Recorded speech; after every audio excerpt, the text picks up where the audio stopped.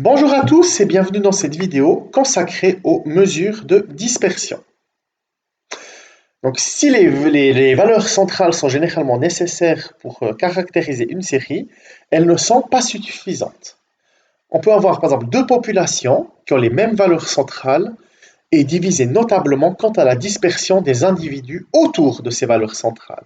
Par exemple, si on regarde ces deux ensembles de nombres, ils ont la même moyenne arithmétique mais aussi la même médiane. Donc dans tous les cas, c'est un 10. Mais qu'est-ce qu'on voit?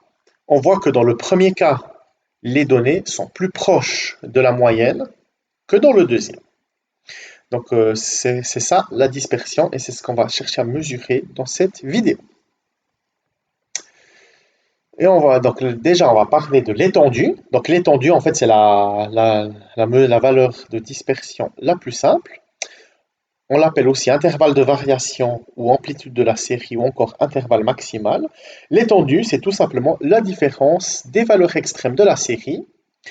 Donc, dans notre exemple des exploitations agricoles, la différence entre les valeurs extrêmes, c'est la différence entre 40 et 0, donc c'est 40 hectares. Donc, en fait, ça veut dire quoi? Ça veut dire que toutes les valeurs, elles se tiennent dans un écart de 40. Et dans l'exemple des ménages, c'était entre 1 et 8. Donc, ici, l'étendue, c'est 7. Donc elle est très simple à calculer, mais elle n'est pas très fiable parce qu'elle tient compte que des deux observations extrêmes et puis elle néglige toutes les autres. Après, il y a l'écart interquartile. Donc l'écart interquartile, c'est tout simplement la différence des quartiles extrêmes. Donc c'est Q3 moins Q1. Parce qu'en fait, pourquoi on considère l'écart interquartile? Tout simplement parce que rappelez que l'étendue, en fait, c'est pas très significatif parce que c'est la différence entre les valeurs extrêmes. Et puis, si ces valeurs extrêmes, elles sont aberrantes, en fait, c'est pas forcément significatif. Donc, pour faire la même démarche, mais avec des valeurs plus significatives, on regarde l'écart entre les deux quartiles extrêmes. Donc, Q3 moins Q1. L'écart semi-interquartile, en fait, c'est la moyenne des écarts entre les quartiles et la médiane. Donc, autrement dit, on a l'écart entre le troisième quartile et la médiane, donc c'est Q3 moins la médiane. L'écart entre Q1 et la médiane, puisque la médiane est plus grande, c'est la médiane moins Q1.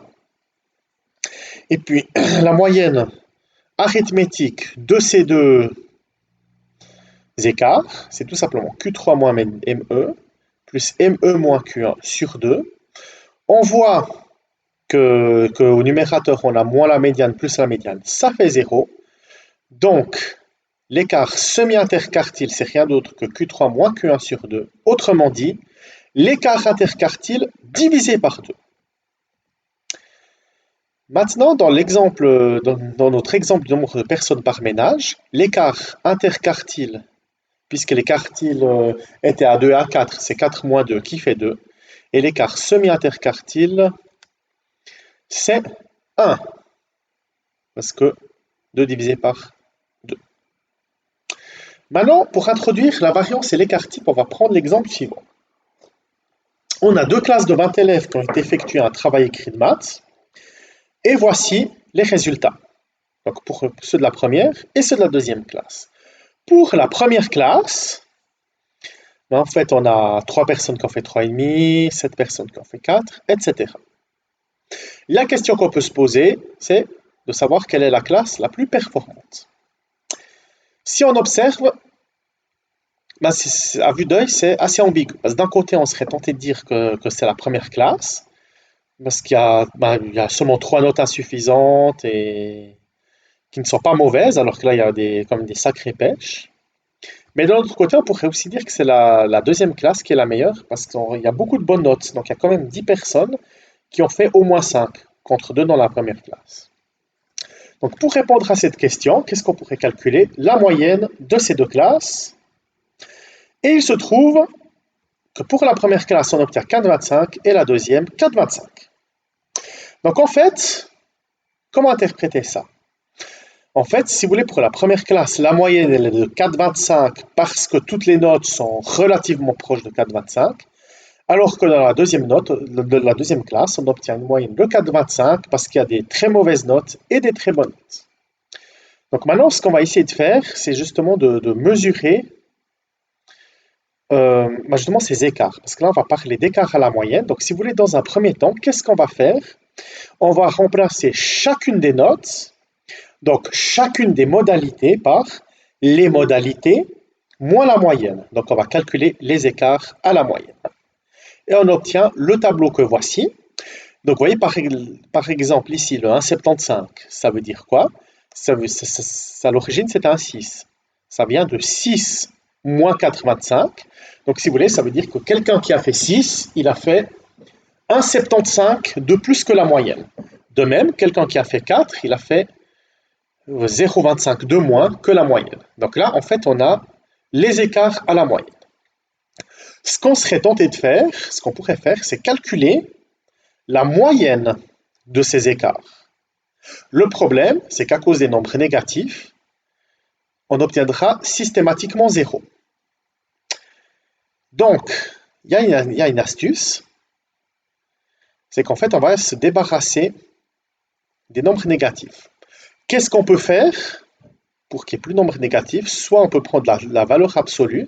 Si on prend la valeur absolue, ça nous permettrait de définir ce qui s'appelle l'écart absolu moyen, mais nous, ce n'est pas ce qu'on va faire. Pour se débarrasser des nombres négatifs, on va faire tous ces nombres au carré. Et on obtient ces nouvelles modalités un peu bizarres. Donc, en résumé, qu'est-ce qu'on a fait? On avait les modalités qui représentaient des notes. Dans un premier temps, on a fait les notes moins la moyenne. Et là, on les a élevées au carré. Donc, qu'est-ce qu'on a? On a le carré des écarts à la moyenne. Et ce qu'on va faire, c'est qu'on va calculer la moyenne du carré de ces écarts à la moyenne. Donc, on va calculer la moyenne de ces nouvelles modalités. Dans le premier cas, on obtient moins 0,2375 et dans le deuxième, 1,6375. Donc, si vous voulez, plus ce nombre est grand, plus ça veut dire que les données sont dispersées par rapport à la moyenne. Et ce qu'on vient de calculer, ça s'appelle la variance. Donc la variance, c'est ce qu'on a fait, et c'est la moyenne du carré des écarts à la moyenne. Et si on fait la racine carrée de la variance, on obtient ce qu'on appelle l'écart type et qui se note sigma. Donc c'est une lettre grecque qui se note comme ceci. Pourquoi on considère l'écart type? Parce que maintenant, imaginez la chose suivante. Imaginez que les modalités aient des unités. Imaginez que ce soit des mètres, par exemple. Qu'on s'intéresse à la taille en mètres de certaines personnes et qu'on cherche la variance, comme on élève au carré, en fait, la variance aura comme unité à ce moment-là des mètres carrés. Donc, vous voyez, si les données initiales sont en mètres et puis qu'on mesure la dispersion avec des mètres carrés, c'est pas forcément terrible. Donc, pour plus avoir des mètres carrés, on peut prendre la racine et retrouver l'unité de départ. Maintenant, prenons un exemple. Considérons le nombre moins 4, 3, 9, 11 et 17. Donc déjà, la moyenne de ces nombres, c'est 7,2. Maintenant, on va calculer la variance. Donc, on a les nombres. Donc déjà, on calcule les écarts à la moyenne. Donc, on fait chacun de ces nombres moins 7,2. Ensuite, on fait au carré. Et là, on a le carré des écarts à la moyenne. Et pour faire la variance, donc on les additionne, on fait la moyenne de ces nombres, on les additionne et on divise par 5, et ça fait 51,36. Et si on prend la racine carrée, on obtient l'écart type. Maintenant, pour l'exemple du nombre de personnes par ménage, donc d'abord on doit calculer la moyenne, mais ça a déjà été fait dans une précédente vidéo, et on avait trouvé 3,44. Donc, on a les modalités, les effectifs, on calcule les écarts, on les élève au carré. Et pour calculer la variance, en fait, si vous voulez, le carré des écarts remplace les modalités. Donc, on calcule 5 fois ce nombre, plus 9 fois ce nombre, plus 15 fois ce nombre, etc. Et on divise par 50 et on trouve une variance de 20,64 et un écart type de 1,614. Là, je viens de voir qu'il y a une coquille. En fait, ce n'est pas 20,64, mais 2 0,6064.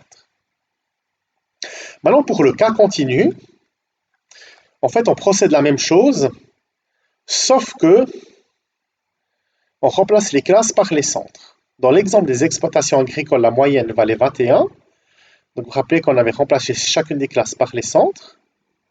Donc, qu'est-ce qu'on fait? Dans un premier temps, on remplace les centres par les centres moins la moyenne qui est à 21. Donc, les centres moins 21. Et ensuite, on fait au carré. Et enfin, on calcule la moyenne du carré des écarts en calculant 48 fois 256 plus 62 fois 72,25 plus etc.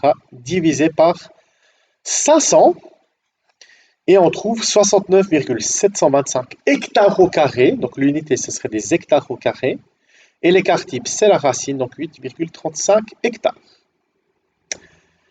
Maintenant, on peut calculer la variance d'une autre manière, mais c'est ce que je vous présenterai dans la deuxième partie et dans une prochaine vidéo.